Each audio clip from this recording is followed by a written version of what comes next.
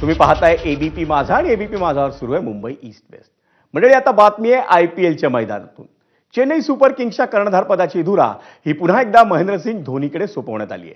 यंदाच्या मोसमातल्या 5 सामन्यांनंतर नियमित कर्णधार ऋतुराज गायकवाडला दुखापत झाली आहे आणि या दुखापतीमुळेच ऋतुराजला आयपीएलच्या या मोसमातून माघार घ्यावी लागली आहे. त्यामुळे चेन्नई संघ व्यवस्थापनानं धोनीकडेच पुन्हा एकदा आपल्या संघाच्या नेतृत्वाची जबाबदारी सोपवण्याचा निर्णय घेतला.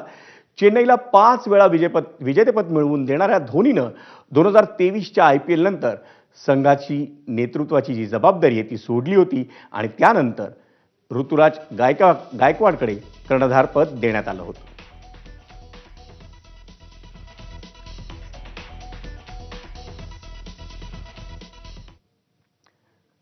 मुंबई कस्टम्सनं बँक ऑफ बडोदाचा पराभव करून एमसीएच्या टाइम्स झाल क्रिकेट स्पर्धेत